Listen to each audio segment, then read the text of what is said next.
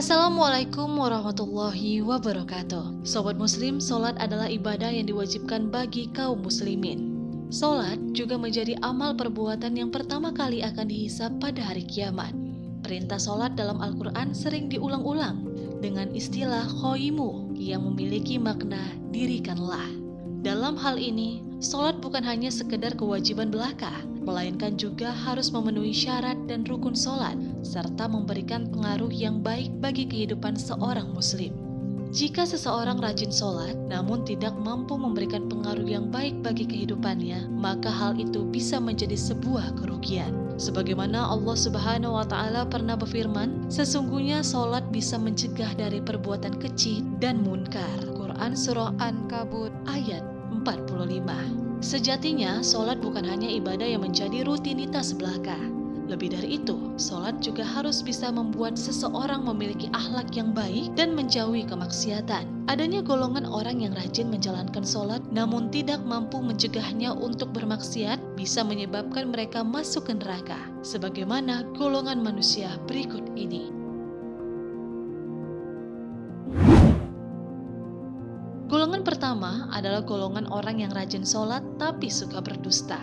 Ketika seseorang rajin sholat, namun dia tetap saja suka berdusta dan tidak segera bertaubat dengan perbuatannya tersebut, maka nerakalah balasannya. Rasulullah SAW bersabda, sesungguhnya kejujuran menunjukkan kepada perbuatan baik, dan perbuatan baik menunjukkan kepada surga. Dan sesungguhnya seseorang yang membiasakan jujur, ia akan dicatat di sisi Allah sebagai orang yang jujur. Dan sesungguhnya dusta menunjukkan kepada perbuatan dosa, dan perbuatan dosa menunjukkan kepada neraka. Dan seseorang yang biasa berdusta, ia akan dicatat di sisi Allah sebagai pendusta. Hadis riwayat Bukhari Muslim. Selanjutnya ada golongan orang-orang yang sholat namun tetap suka minum minuman keras.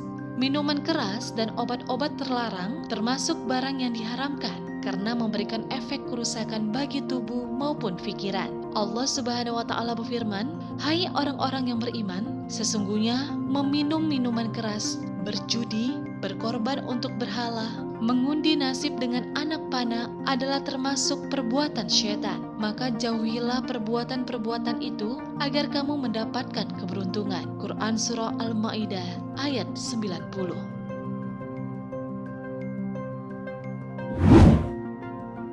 Golongan selanjutnya adalah golongan orang yang sholat namun tetap percaya dukun. Percaya kepada perkataan ataupun ramalan dukun termasuk perbuatan dosa karena mengandung unsur syirik. Rasulullah melarang umatnya mendatangi dukun atau peramal, terlebih mempercayai perkataannya sebagaimana sabda Rasulullah SAW berikut ini. Barang siapa mendatangi peramal lalu bertanya kepadanya tentang sesuatu, maka tidak diterima sholatnya selama 40 hari. Hadis riwayat Muslim dan Ahmad.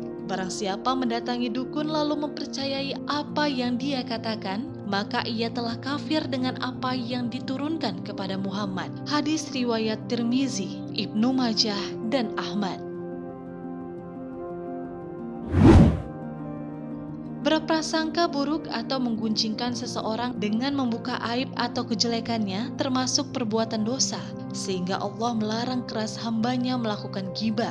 Sebagaimana firman Allah Subhanahu wa Ta'ala, hai orang-orang yang beriman, jauhilah kebanyakan prasangka, karena sebagian dari prasangka itu dosa. Dan janganlah mencari-cari keburukan orang, jangan pula menggunjing satu sama lain. Adakah seseorang di antara kamu yang suka memakan daging saudaranya yang sudah mati?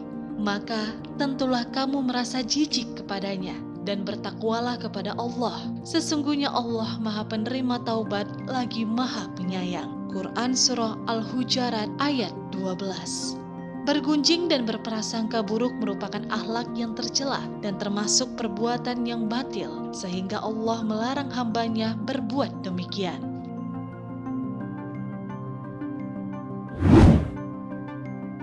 Selanjutnya golongan orang sholat namun mengabaikan anak yatim, fakir miskin, dan orang lain yang membutuhkan. Seorang muslim yang beriman bukan hanya suka dengan ibadahnya kepada Allah Subhanahu wa Ta'ala, tetapi juga memiliki kepekaan terhadap lingkungan di sekitarnya. Tidak akan sempurna iman seseorang jika dia masih mengabaikan anak yatim maupun kaum miskin dan orang-orang yang membutuhkan pertolongannya, padahal dia mampu.